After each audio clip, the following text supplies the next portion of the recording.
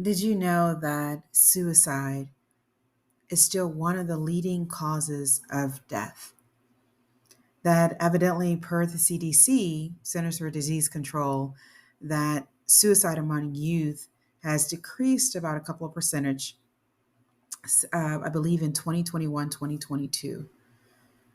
But we are still, one life is taken is just too many. We're still experiencing it. So for me, it's too many that you have these children that are dealing with matters often by themselves, dealing with other people projecting their pain on them and feeling as if they have no outlet, they have no one to speak to, even if they have both parents in the home and siblings. That somehow, some way, these children are feeling alone. I heard something today. I was actually talking to another parent about bullying, and one of the statements made was that bullying occurs everywhere. Yes, now granted, even my mother would tell us you can't hide from stuff. But I believe we can help, and just so this parent too as well, we can help. He said the same thing, that there's so much that we can do as parents to help our children weather the storms of life, including people projecting their pain on them. And when I think about that, I think about, my mother's words of wisdom, basically sharing her painful experiences, but putting them in a new light, really sharing them through light, not pain, not so much that, she was bitter or upset, or, she often kept things, and she still does to this day, keep things to the facts instead of the opinions, what exactly happened, and um, encouraged us to basically not do the same thing. If we can be different, if we can create the family we want, desire, if we can nip behaviors in the bud. And although bullying type behavior does occur in many, many places, schools, libraries, homes, jobs, when we're going beyond children. Because often when we go to these places, we often bring what we have experienced within our home. We can end up as parents projecting our pain on our children consciously and unconsciously, because we're wanting, there is this innate, I believe, ability or innate desire to get rid of or eliminate the negative energy that we pick up during the day. But although bullying is still occurring, it doesn't make it right. And when I think of bullying, what I really think of is projecting your pain on others, whether they are things that we recognize, that we um, know that we have this pain, we have these unhealed wounds, or some of us that are in denial, that we refuse to accept what those things that have happened to us, that may have shaped us in such a way that leave us angry, that leaves us bitter, that leaves us wanting others to hear us, to somehow know of the pain that we have inside. And when I'm saying these words, I'm thinking of those children or adults that have gone back to schools and have projected their pain by using guns and other weapons, by using words. Um, Often we think because a place is known, that has this image, they're known to be some good place, that whether it's a good education, dealing with schools, and primarily it's really been not just a culture shock for my children, but also for myself, in dealing with establishments where there's a lot of projection of pain, There's foul language, cursing. There's inappropriate language that is being used concerning body parts, concerning gender, concerning what you like and what you don't like. There's a lot of that that is going on inside of establishments that may have a positive image in the community or even nationally. And I believe, unfortunately, that's where pain often hides, where we can cover it up. We don't want to address it because we don't want to ruin our image. Even when you think about families, you think about jobs and employments, we can't let that get out, because if we do, what will people think of us? They won't want their children to come here. We won't get the funding or the money, even jobs. We won't get the contracts. Even parents, other parents, families won't like us if we talk too much, if we tell what's really going on. And the more I hear of children experiencing the rejection of pain from others, the more I hear of some child taking their life because of what someone said or what someone did, even when it's social media and long distance. When I think about the pain that that child had, when I think about the loneliness that they felt, and I know that my experience with pain, and I believe if we allow it to, our experiences with pain, they help sensitize us to the pain of others, that we empathize because we know we've been there.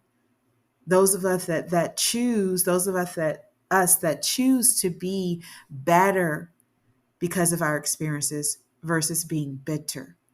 Because when we come out on the other side bitter, often our pain blinds us to others' pain, that we cannot fully be here for others because we're still holding on to our wounds, or we don't want to recognize or accept the wounds that we do have. And any part of breaking the cycle of pain is about accepting our wounds, about realizing, that we have it. And that also too realizing that nothing masters us, that we always, always have a choice or choose how to perceive and experience.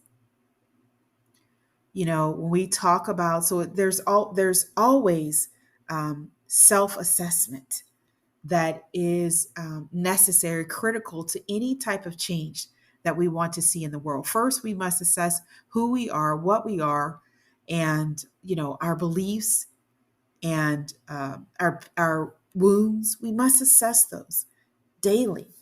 And it's not an obsession, but really taking time to be with ourselves, to be with the inner portion of ourselves, the pain, as well as the higher portion of who we are, who we truly are. To listen to our children, to conversate with them, to express themselves. My mother said it so profound the other day. When I was, not the other day, but it was actually weeks ago, and she was saying something, and I started speaking, actually cutting her off, and she said, "Don't do that. I have a voice too." So our children have voices. And I think it's so important because often, we can, it's easy to blow our children aside and say, you're making a big deal out of nothing. They're good people. It's a good school. They're good coaches. They're good teachers. They're good principals, and then the child feels more and more alone, like, okay, my parents don't believe me. They're not going to listen to me. So what else is there? Who can I turn to unleash this pain that I am feeling? Instead of numbing it, instead of seeking a way out of this life. I just say that I don't want to have the conversation after the fact. And if it means me speaking and upsetting a few people because of bringing darkness to light, then I'd rather do that. than see my son or daughter underground in a coffin because I chose to be quiet, because I was scared to speak up because of authority.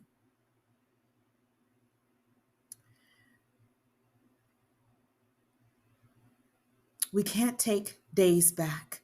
We can't go back in the past. The best that we can do is live in the present, and that we can listen to our family, listen to our children, create, cultivate communication within our family, to know that our children can come to us, that each and every one we can come to each other and feel comfortable speaking about stuff. And the way we do that is not only by listening to our children, by helping them to think of resolutions, of ways they can solve it, by encouraging them to speak their voice. My husband, the other night, we went to a parent teachers conference, and he actually asked both our daughter and son, what do you think about this school? And so, even though they weren't prepared for that, it kind of put them through, like, one side is like, your voice matters. What you have to say is important. It's not just what the parents are saying, and we're not embellishing stuff and making it worse than what it is, but we're getting this information from our child, and we believe our child because we have cultivated um, a family of truth.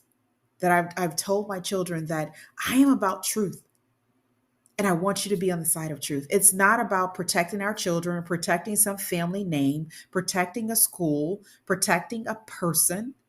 It's about getting to the root cause of why, of this generational cycle of pain that we have on so many different levels. And bullying is just that, projecting pain on others, expressing ourselves, expressing our pain, because either we haven't been taught to how to express it, or we've been taught the wrong way to express it, or we don't know how to express what it is that we come in contact with that is totally opposite of this moral foundation that we have within inside of us, and that we have inside of us. Change starts with assessment. Every process, you think about the nursing process, being a nurse for over 20 years, you think about, or, a trained nurse for over 20 years, thinking about what is it, the scientific model? It's always about assessment, taking the information and being honest about the information that you gather, and being able to apply it in such a way that we can bring the results that we want to have, that we can bring freedom to others instead of them feeling like they're in captivity, feeling as if there is no way out, when there is, in fact, a way out. And we as parents need to help our children to see their way out, to be able to express themselves, to help them to build that moral foundation that can weather life's storms. That, yes, bullying, unfortunately, are in many, many places. And yes, we have the power to transform these thoughts that are behind projecting pain. We have the ability to do that. We have the ability to do that in words and action, in the film industry, in the literary industry, as far as reading books, um, telling stories, true stories about how people overcame the projection of pain. So I just really, with everything that's going on, you take in information, you hear of just, people still taking their lives, things still happening, children not being heard, children dealing with um, experiences. They don't know how to deal with them. They don't know which way to go. And if the parents don't know, what does that tell the child? It's not about blaming. Creating a generational love cycle, remember, it's not about blaming, but it's about getting to those underlying thoughts that have created pain, in the first place, getting to the root of the matter. If we could focus on the roots and really just grabbing those issues by the roots, exposing them, exposing the roots, and seeking the highest version of ourselves to act accordingly, and speaking and letting our voices being heard, and feeling like we have a right to speak, a right to act, a right to respect. We must say yes to respect, because again, one life taken is too many. One life spared, one life listened to, one life experiences addressed appropriately can save many lives. This is Timika Chambers with Create a Generational Love Cycle. Within you is the power to break the cycle of pain and the ability to create a generational love cycle.